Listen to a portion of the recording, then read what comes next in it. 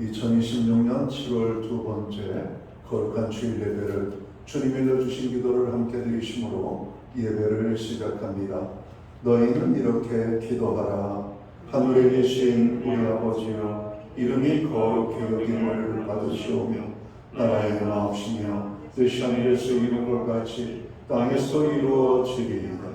오늘날 우리에게 일용할 양식을 주옵시고 우리가 우리에게 죄 지은 자를 사하여 준 것 같이 우리의 죄를 사하여 주옵시고 우리를 시험에 들게 하지 마옵시며 다만 악에서 구하옵소서.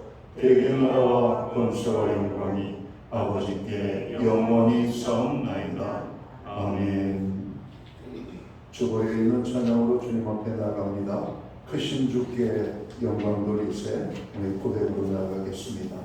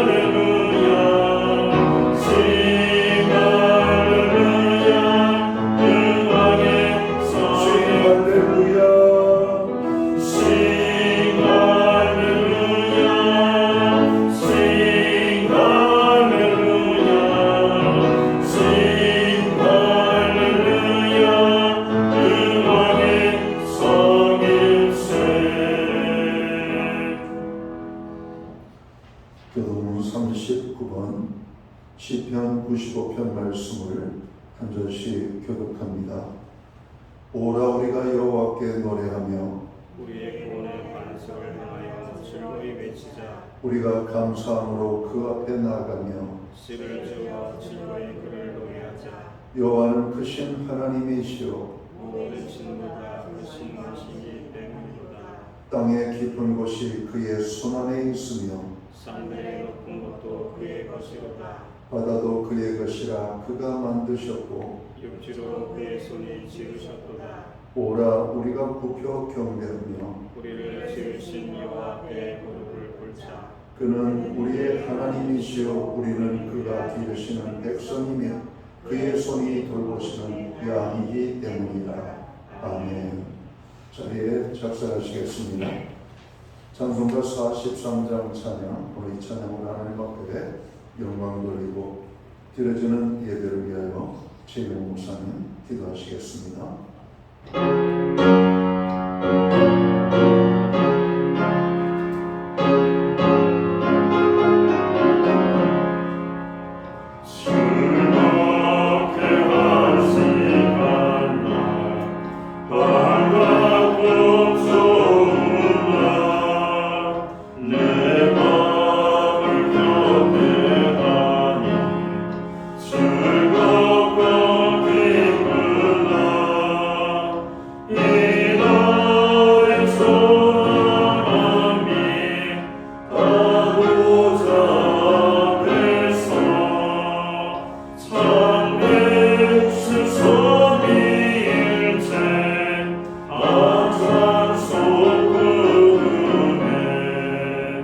Yeah.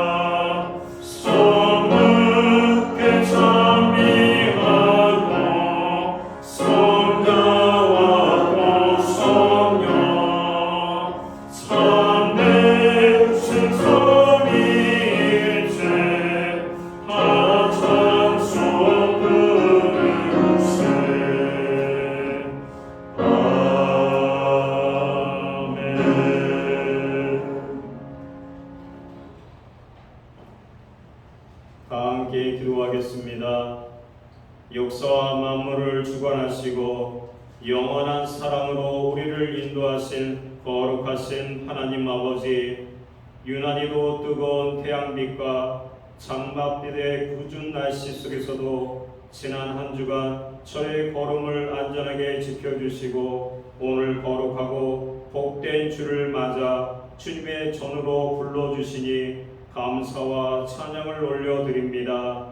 이 시간 온 성도가 한 마음으로 드리는 이 예배를 기뻐 받아주시고 우리 심령이 주님의 은혜로 온전히 회복되는 복된 시간이 되게 하여 주시옵소서. 세상의 빛과 소금으로 살아가라고 말씀하셨지만 지난 한 주간도 온전히 순종하지 못했음을 고백합니다. 주님의 제자로서 주변을 돌아보고 선한 영향력을 끼치기보다 내 생각과 이기적인 마음에 갇혀 연약하게 살아왔던 우리 죄를 자복하오니 예수 그리스도의 보혈로 깨끗하게 용서하여 주시옵소서.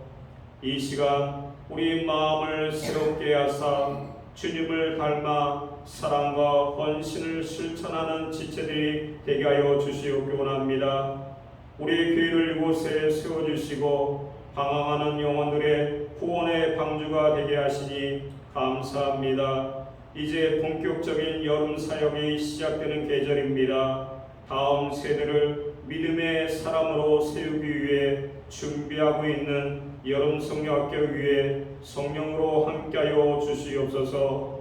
폭염과 장마 중에서도 안전사고 한 건도 없도록 눈동자같이 지켜주시고 풍성한 은혜의 결실을 맺게 하여 주시옵소서.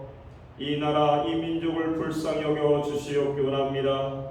급변하는 세계 정세와 국내의 여러 혼란 속에서 위정자들이 하나님을 두려워하고 백성을 사랑하는 지혜를 갖게 하여 주시옵기 원합니다. 사회 곳곳에 만연한 갈등과 분열이 치료되게 하시고 공의와 정의가 강물처럼 흐르는 나라가 되게 하여 주시옵소서. 오늘도 담임 목사님을 통하여 생명의 말씀을 듣게 하심을 감사합니다. 말씀을 증거하시는 담임 목사님에게 다니엘에게 주셨던 지혜와 능력을 허락하여 주시고 항상 목회 위에 성령님께서 동행하여 주시옵소서. 이 시간 마음의 상처와 질병으로 고통받는 성도들의 기도와 간구에 귀를 기울여 주시옵소서. 지금은 첫 시간입니다. 마치는 시간까지 주님께서 함께하여 주시옵소서. 감사드리며 예수 그리스도의 이름으로 기도드립니다. 아멘.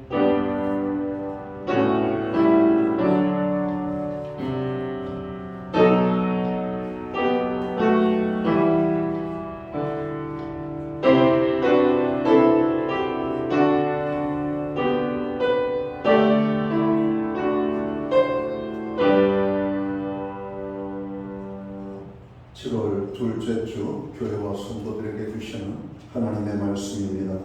함께 보실 주의 말씀은 신약성경 95면 누가복음 5장 1절 말씀에서 11절까지의 말씀입니다.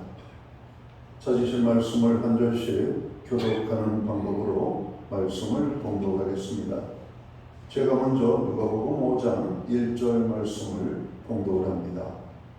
무리가 몰려와서 하나님의 말씀을 들을새 예수는 게네사렛 호숫가에 서서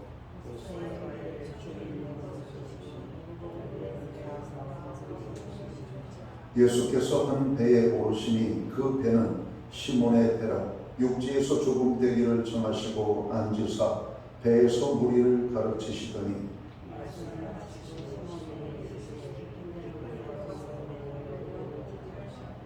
시몬이 대답하여 이르되 선생님 우리들이 밤이 새도록 수고하였으되 잡은 것이 없지만은 말씀에 의지하여 내가 그물을 내리리이다 하고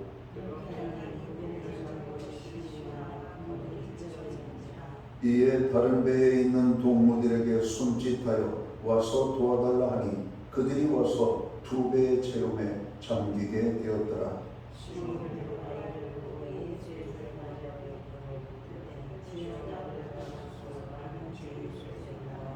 이는 자기 및 자기와 함께 있는 모든 사람이 고기 잡힌 것으로 말미암아 놀라고 세대의 아들로서 시몬의 동원자를 인하고 도와주어 놀랐습니다.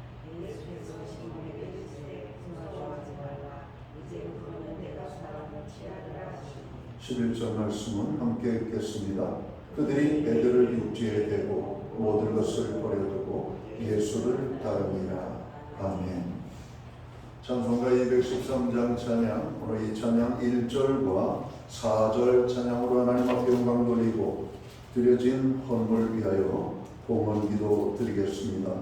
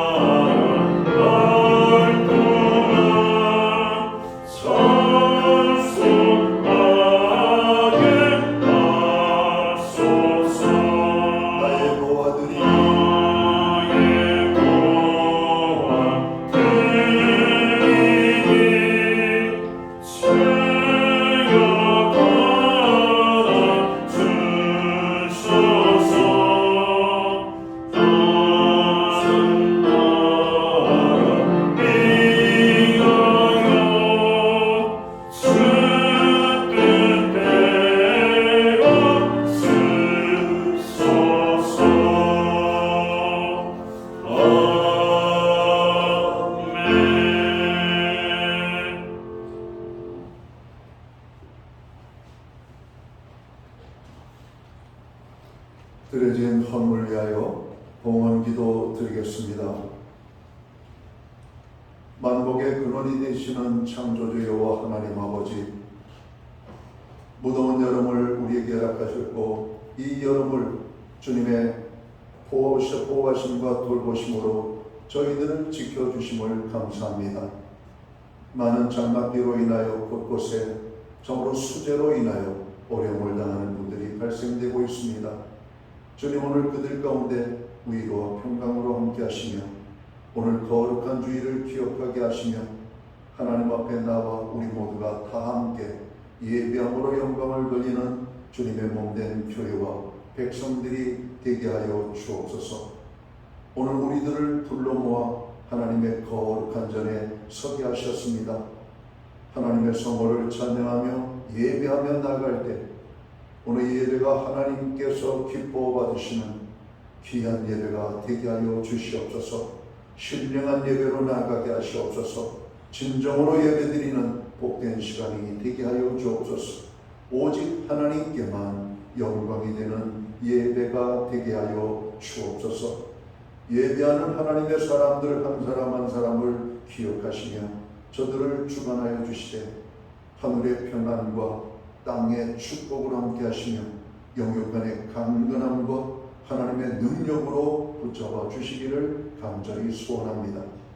교회로 하여금 하나님 앞에 더욱더 귀한 모습으로 설 수 있도록 거룩에 힘쓰게 하시며 성결에 힘쓰게 하시고 온유와 정으로 우리가 사랑의 마음을 가지고 세상 속에서 빛과 소금의 직분을 잘 감당하는 지체가 될 수 있도록 도와주시기를 원합니다. 오늘 예배로 영광을 돌릴 뿐만 아니라 정성되는 물로 봉헌의 예물을 올려드립니다. 11조의 예물, 각종 제목의 감사의 예물, 목적성 헌물들과 주일헌금으로 주님 앞에 나갑니다. 드려진 모든 손길들 주님 저들을 기억하시고 받으시며 저들을 축복하시되 하늘의 신령한 복과 땅의 복을 넘치게 해주시고 영육간의 강건함으로 붙잡아 주시며 부르짖어 간구하는 기도에 응답을 주시고 손대생하는 모든 일들마다 정말 아름다운 열매가 맺혀지게 하여 주옵소서. 가정에는 화목을 주시옵소서. 우리의 일터와 기업과 산업의 현장에는 100배, 60배, 30배의 결실이 있게 하여 주시옵고 선물로 주신 자녀들의 삶 속에는 하나님의 함께하심과 동행하심으로 인하여 저들의 삶의 축복의 열매로 우리의 간증의 고백으로 나타날 수 있도록 주님 도와주시기를 간절히 소원합니다. 교회로 중보기독회 하심을 감사합니다.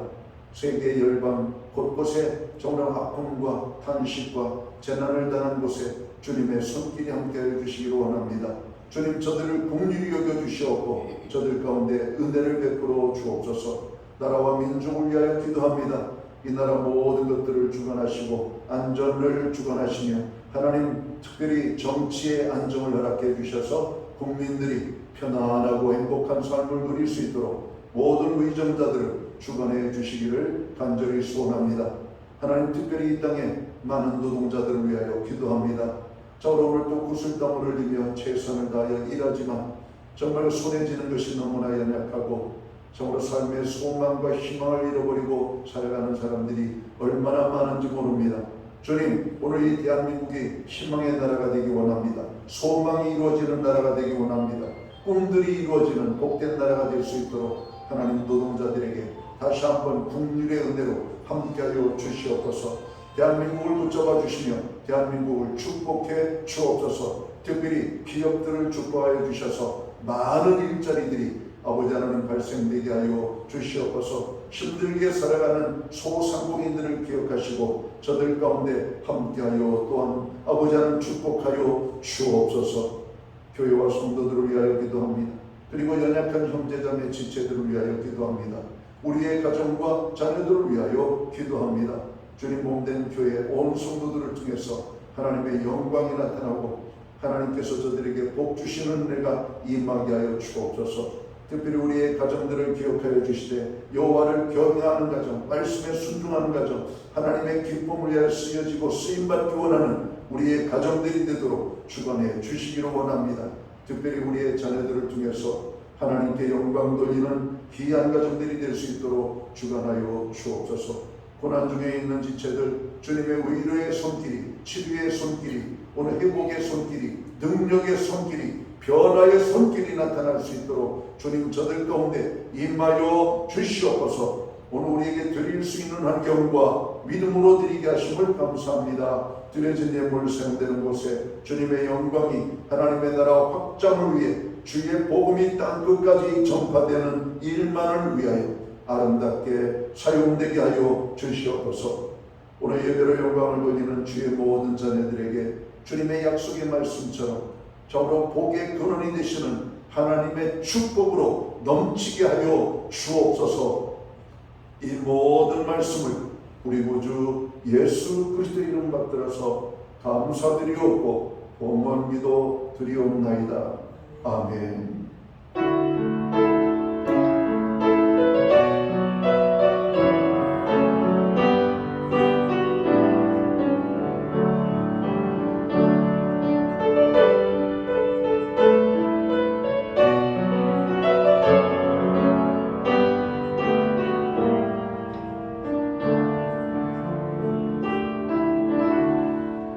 이 시간 저는 교회를 대신해서 7월 두 번째 거룩한 주일 예배에 참여하신 모든 교우들을 환영합니다.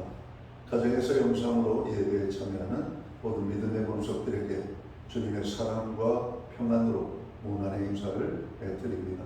우리 옆에 분들을 우리가 축복하는 사랑의 인사 함께 나누도록 하겠습니다. 반갑습니다. 축복합니다. 주님의 은혜가 넘치는 복된 예배의 자리가 되기를 간절히 소원합니다. 장마와 무더위가 번갈아 오고 있습니다. 비가 오면 조금 시원한 듯 하다가 비가 그치면 금방 구텁지근한 기온이 몰려와 우리를 힘들게 하고 있는 것 같습니다. 특별히 휴가철을 맞이해서 개인의 건강과 안전에 유의하시면 좋겠습니다. 그리고 교회의 중보기도에 늘 힘써주시고 또 교회 예배 생활에 그 무엇보다도 우선적으로 관심을 갖고 참여해 주시기를 간절히 바랍니다. 나라를 위하여 기도해야 되겠습니다. 위기관리와 안정 위하여 또 수해로 어려움을 당하는 분들을 위하여 기도해야 되겠습니다. 목장 모임은 방학을 맞이하고 있지만 또 자유롭게 그 목장의 식구들과 또 타 목장의 성도들과 함께 자유로운 교제와 만남과 또 아름다운 관계가 이루어지기를 간절히 바랍니다. 교회는 방학 중에도 수요 온라인 성경 공부를 계속해서 제공하고 있습니다. 금주는 예배에 대하여 주제를 가지고 우리가 공부를 하도록 하겠습니다. 8월 8일부터 9일 양일간에 걸쳐서 여름 성경학교가 진행됩니다. 또 이 일을 위하여 수고하는 분들을 위하여 기도해 주시고, 또 봉사 혹은 또 도움을 주시기 원하시는 분들은 담당 사역자에게 연락을 해주시면 되겠습니다. 다음 주는 우리 부목사님이신 최용 목사님, 그리고 8월 첫째 주는 제가 휴가 기간을 맞이하도록 하겠습니다. 기타 다른 교회 소식은 주보를 참고해 주시며, 또 기도할 때마다 늘 교회와 고난 중에 있는 분들을 위하여 기도해 주시면 고맙겠습니다. 오늘 우리는 신약성경 누가복음 5장 1절에서 11절까지의 말씀을 공독했습니다. 이 말씀을 중심으로 순종하는 성도가 됩시다 라는 제목을 가지고 함께 은혜의 말씀을 나누고자 합니다. 우리는 늘 이런저런 여러 가지 많은 일들로 염려하고 걱정을 합니다. 그러나 하나님께서는 우리들에게 평안과 위로를 주십니다. 주님은 말씀하십니다. 내니 두려워 말라. 두려워하지 말라. 내가 너와 함께 함이니라. 놀라지 말라. 나는 내 하나님이 됨이니라. 아무것도 염려하지 말라. 오늘 주님이 오늘 우리에게 저 위로와 평안을 주시는 말씀을 주고 있습니다. 우리의 인생은 늘 불안하지만 우리가 전능하신 하나님의 말씀을 날마다 묵상하고 붙들 때 우리는 승리하고 담대한 삶을 살 수 있음을 고백합니다. 오늘 말씀은 베드로가 게네사렛 호수에서 고기를 잡는 가운데 예수님을 만나는 장면입니다. 베드로는 밤새도록 고기를 잡았지만 한 마리도 잡지 못하였습니다. 아침이 되면서 피곤한 몸으로 그물을 정리하고 있는데 마침 예수님이 호숫가로 오셨습니다. 그리고 예수님은 여러 배들 가운데 베드로의 배에 오르셨습니다. 그리고 배를 육지에서 약간 떨어지게 하시고 그곳에 있는 군중들을 향하여 말씀을 전하시기 시작합니다. 말씀을 전하신 후에 예수님께서는 베드로에게 깊은 데로 가서 그물을 내려 고기를 잡으라 말씀하십니다. 주님의 말씀에 베드로가 순종하기 어려웠을 것 같은데 베드로는 이렇게 말을 합니다. 제가 밤이 새도록 수고했지만 얻은 것이 없습니다. 그러나 주님이 말씀하시니까 제가 말씀에 의지해서 다시 그물을 내리겠습니다. 그물을 내렸더니 많은 고기가 잡혀서 그물이 찢어질 정도가 되었습니다.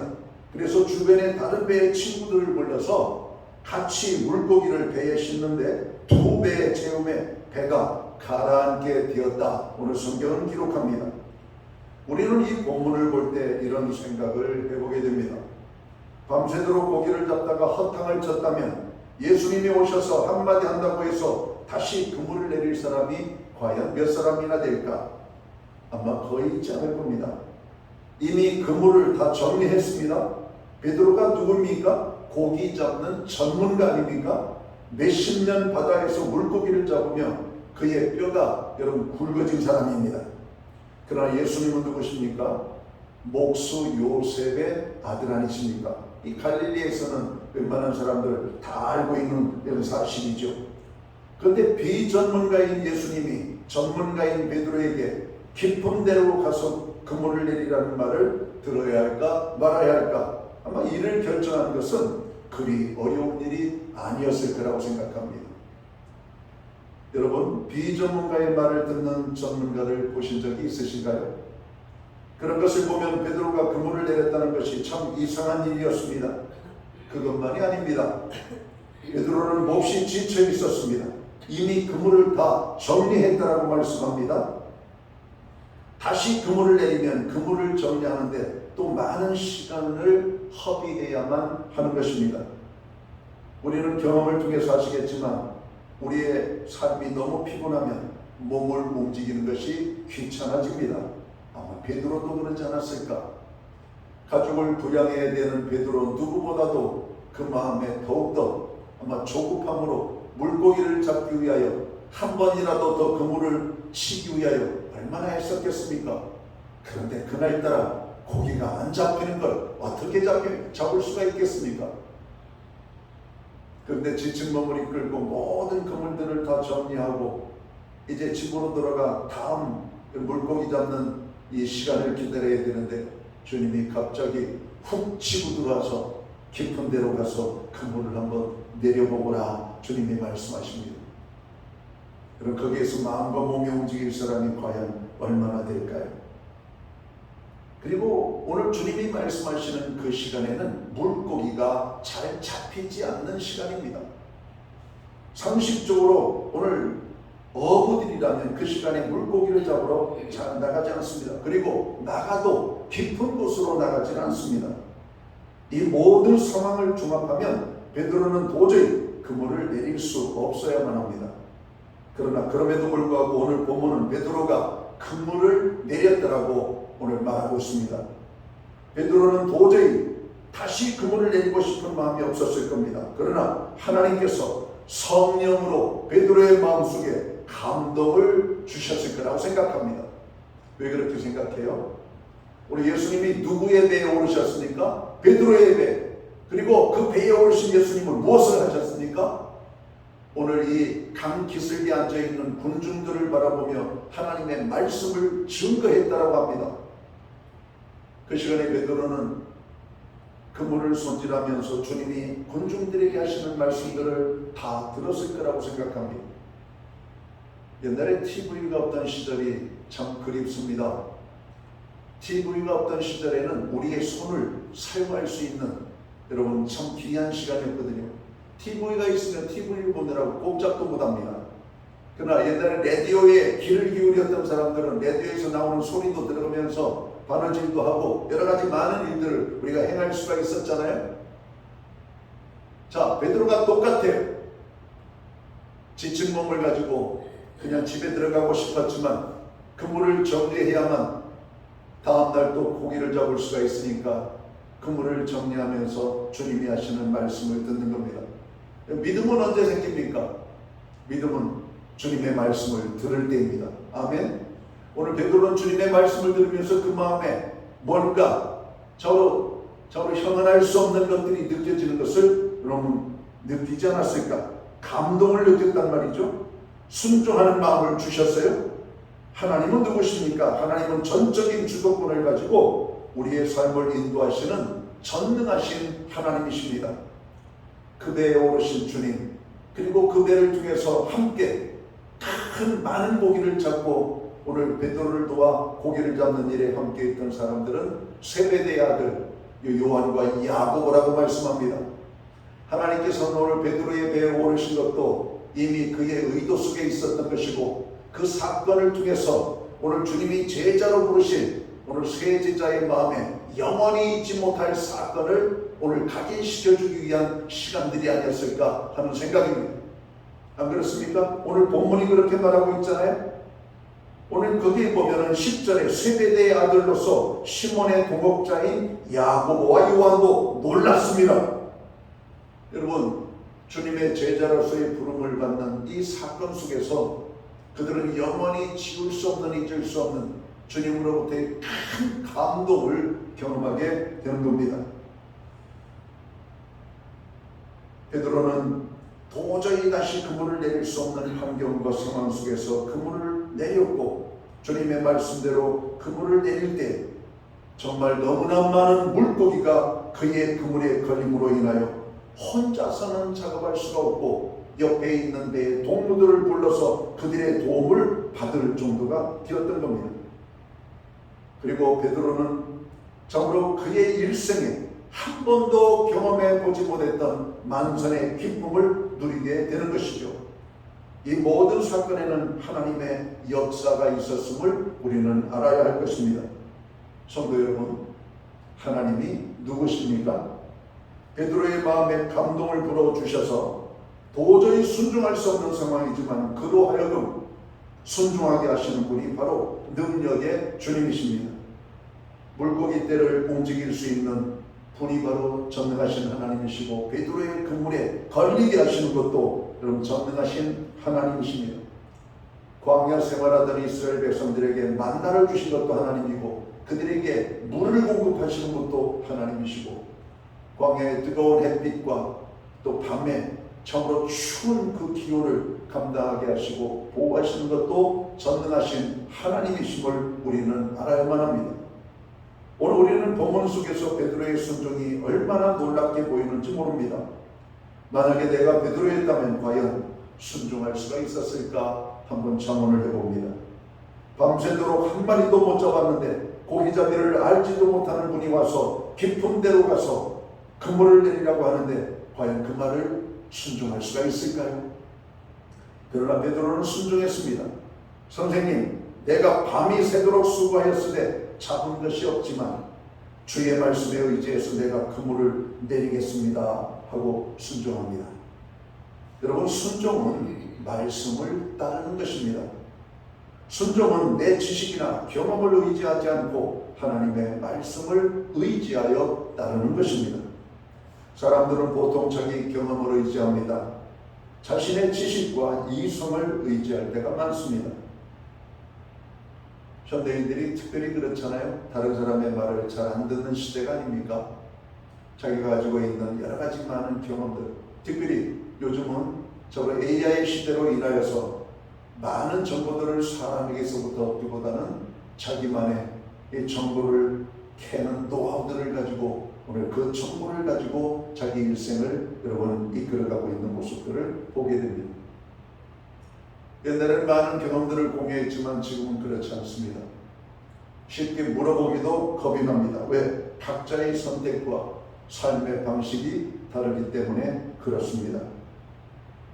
그러나 오늘 베드로는 업으로서의 자기 경험이 아니라 오늘 예수님의 말씀을 의지하여 오늘 그는 배를 몰고 다시 깊은 데로 가서 그물을 내리는 여러분 순종을 했다는 것이죠.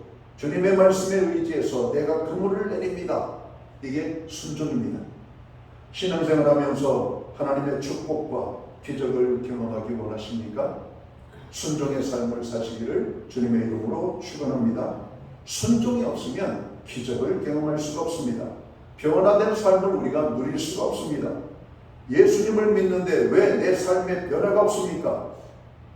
많은 사람들의 삶을 내면을 들여다보면 순종하지 못하기 때문입니다. 순종하는 자에게 변화가 오고 기적을 경험하게 됩니다. 하나님의 축복을 받게 되는 모습들을 너무나 많이 보았습니다. 우리가 순종의 삶을 살려면 내 이성이나 지식이나 경험을 내려놔야만 합니다. 순종은 주님의 말씀에 믿음으로 따르는 것입니다. 기도 생활하는 것을 보면은 남자가 많이 할까요? 여성들이 많이 할까요? 물론 이것은 남녀를 우리가 구분하기 위한 것은 아닙니다. 우리가 일반적인 것을 말하는 겁니다. 여성들이 더 많은 기도를 합니다. 여성들이. 남자들은 왜 여성들에 비해서 기도가 부족하고 연약할까요? 남자의 자존심 때문에 그런 것 같습니다. 뭔가 고개를 숙이고 비르면 약한 자처럼 보이는 그런 어떤 느낌이라고 그럴까? 남자의 가오가 있지. 그러면서 우리가 말하는 게 있잖아요. 아픈데도 아픈 척하지 않는 겁니다. 배고픈데도 배고픈 척하지 않고 쉽게 그 사람의 마음을 알기가 쉽지 않지요. 그러나 진짜 우리가 은혜를 받으면 남자들이 기도 뜨겁게 많이 합니다. 여러분, 저도 그랬습니다. 기도하려고 무릎을 꿇으면 왠지 옆 사람의 눈치가 보였습니다. 그러나 어느 순간부터 눈치가 보여지지 아니하고 기도가 편안하게 되어졌습니다. 기도가 너무 큰 축복의 시간이 될 수가 있었습니다. 여러분, 악한 마귀는 하나님께서 우리에게 주시는 많은 축복들을 제어하고 방해하기 위하여서 성도의 삶에 여러 가지 많은 장애와 여러분 인간적인 조건들을 갖다가 덕지덕지 갖다 붙입니다. 야, 기도한다고 될 것 같으면 누군들 기도하지 못하겠냐? 말씀대로 우리가 행한다고 모든 게 다 될 것 같으면 그대로 날 사람이 어디 있겠는가? 근데 거기에 함정이 있습니다. 하나는 맞는데 하나는 틀려요. 여러분, 기도한다고 다 된다면 여기까지 맞아요. 누군들 기도하지 않겠는가? 이 말은 틀린 말입니다. 여기서 차별이 생기죠. 하나는 믿음이 있는 사람과 믿음이 없는 자의 모습입니다. 기도한다고 다 된다라고 믿는 사람은 기도의 믿음을 가지고 기도합니다. 그러나 말 그대로 마귀의 말에 귀를 빼앗겨 가지고 기도한다고 다 될 것 같으면 누군들 기도하지 못하겠어? 그러면서 기도를 하지 않는 바로 불신앙의 길을 걷는 사람들이 있다는 사실을 우리는 깨달아야 됩니다. 똑같이 말씀을 들으면서 말씀대로 아멘하는 사람이 있는 반면에 그냥 귀로는 그냥 들리는데 마음으로는 동의가 되지 않습니다. 믿음은 들음에서 나는 겁니다. 그리스도의 말씀을 들음으로 우리에게 믿음이 생기고 믿음은 놀라운 일들을 행하게 되는 것입니다. 믿음이 없이는 아무것도 아닙니다. 히브리 기자는 믿음이 없이는 하나님을 기쁘시게 못한다고 말합니다. 우리의 기도에도 믿음의 기도는 능력 있는 기도라고 말합니다. 우리가 행할 때에도 믿음으로 말미암아 행하면 하나님이 행하시는 것입니다. 베드로가 믿음을 가지고 깊은 데로 가서 그물을 내렸습니다. 그물이 찢어지도록 고기를 잡게 되는 축복을 누리게 되는 것이 바로 순종을 통해서 경험되어지는 것입니다. 우리 주님은 순종하는 사람을 사랑하십니다. 베드로가 도저히 불가능한 상황에서 순종할 때 예수님께서 얼마나 기뻐하셨겠습니까? 여러분이 순종할 때 하나님이 기뻐하십니다. 하나님 기뻐하시는 것을 끝나지 아니하고 여러분에게 놀라운 축복의 은혜를 주신다는 사실을 여러분 믿을 수 있게 되기를 주님의 이름으로 축원합니다.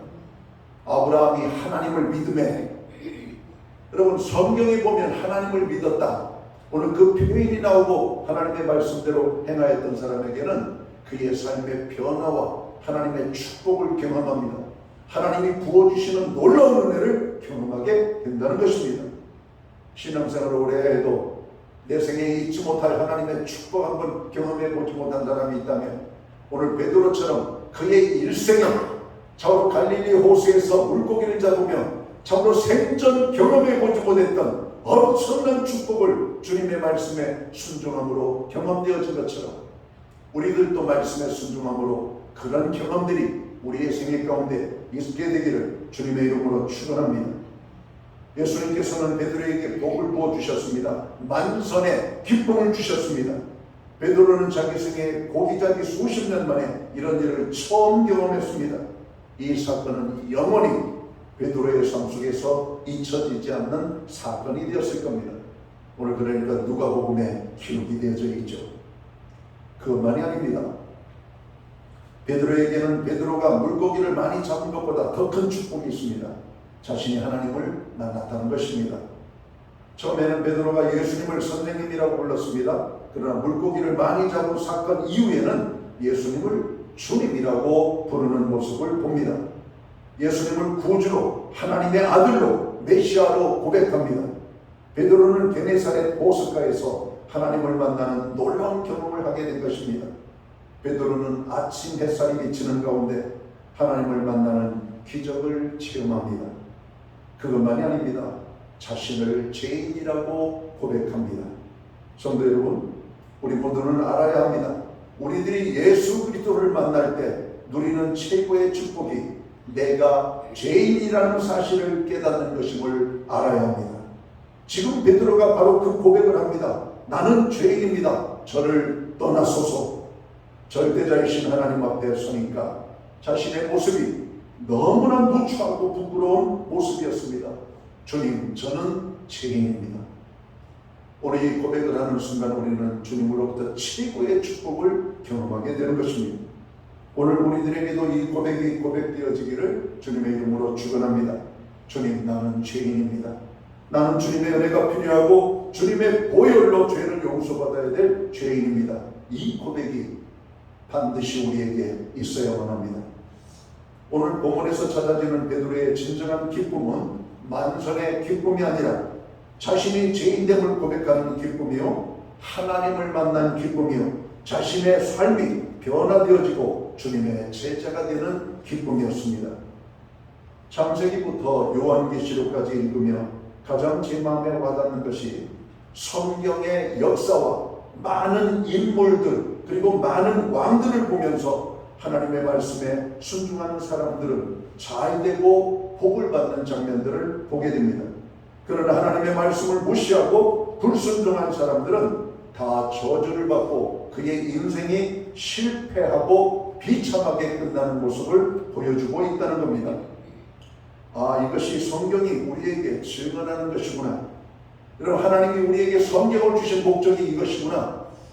복을 받거나 저주를 받거나 그런 복 중에 최고의 복은 하나님을 알고 하나님을 만나 구원을 경험하는 거 아닙니까?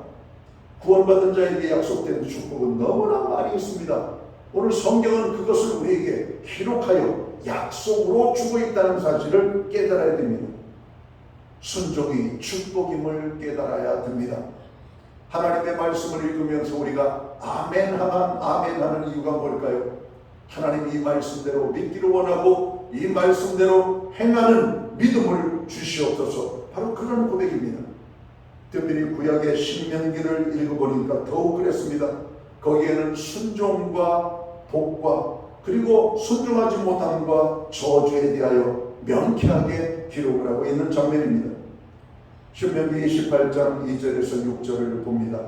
내가 네 하나님 여호와의 말씀을 청종하면 이 모든 복이 내게 임하며 내게 이르리니 성읍에서도 복을 받고 들에서도 복을 받을 것이며 내 몸의 자녀와 내 토지의 소산과 내 짐승의 새끼와 소와 양의 새끼가 복을 받을 것이며 내 광주리와 떡반죽 그릇이 복을 받을 것이며 내가 들어와도 복을 받고 나가도 복을 받을 것이니라.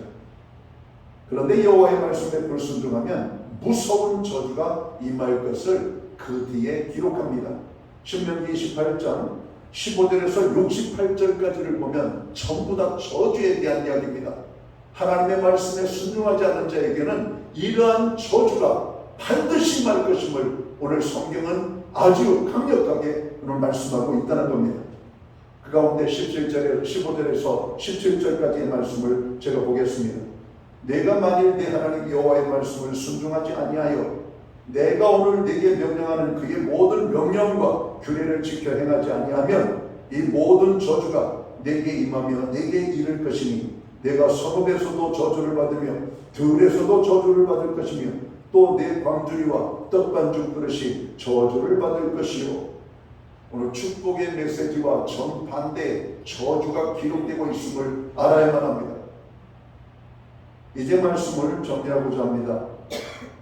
성경 전체가 하나님께서는 우리에게 순종을 요구하고 순종을 중요하게 다루고 있다는 사실을 우리가 알아야 하겠습니다.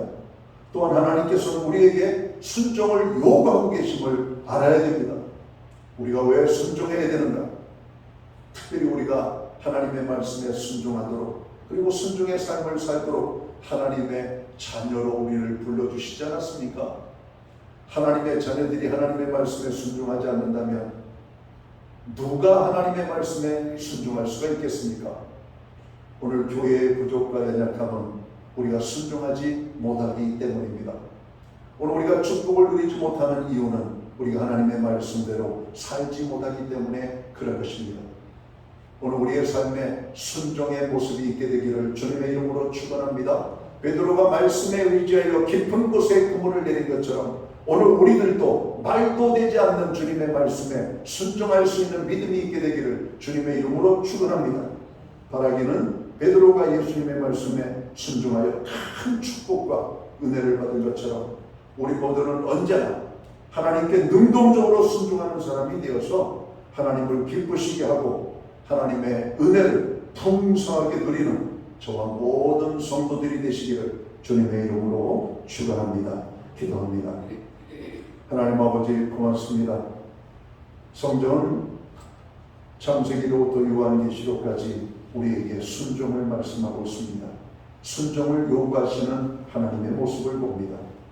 순종을 요구하시는 하나님은 우리를 힘들게 하기 위하여 괴롭게 하기 위한 것이 아니라 우리에게 복을 주시기 위함임을 우리는 너무나 잘 알고 있습니다. 베드로처럼 피곤하고 지치고 밤이 새도록 한 마리의 고기도 잡지 못하였을 그때 다시 깊은 곳에 가서 그물을 내리라는 주님의 말씀에 순종하여 그물을 내려 큰 축복을 경험한 것처럼 오늘 우리가 삶의 자리에서 지치고 피곤하고 낙심하여 저로 힘든 시간들을 보낼 때 주님이 나에게 말씀하시는 그 말씀에 순종함으로 우리도 축복을 누리는 하나님의 사람이 될 수 있도록 인도하여 주옵소서. 순종의 삶을 살게 하여 주옵소서. 성령의 감동하심이 우리로 순종의 사람이 되게 하여 주옵소서. 예수님께 하신 이름으로 기도하옵나이다. 아멘. 자리에서 다 함께 일어나셔서 찬송가 449장 찬양 1절과 2절 찬양 드리고 축도함으로 오늘 예배를 마칩니다.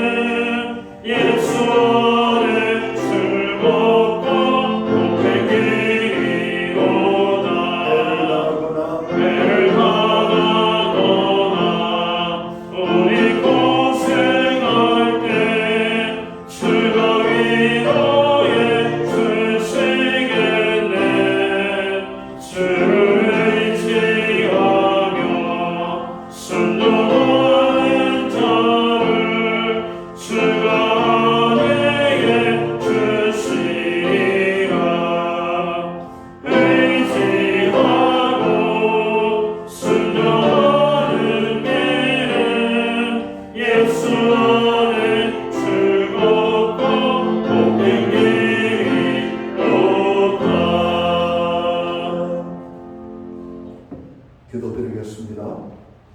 이제는 교회의 머리가 되시는 예수 그리스도의 크신 은혜와 우리 하나님 아버지의 넓고도 크신 사랑하심과 성령님의 감화 감동 교통하시며 늘 함께하여 주시는 역사가 하나님의 말씀 앞에 항상 순종의 삶으로 영광 돌리기 원하며 예배로 영광 돌리는 사랑하는 모든 백성들 머리 위에 그리고 저들의 가정 위에 이 땅에 세우신 교회들 가운데 이제로부터 영원토록 함께하여 주시옵기를 예수님의 이름으로 간절히 축원하옵나이다.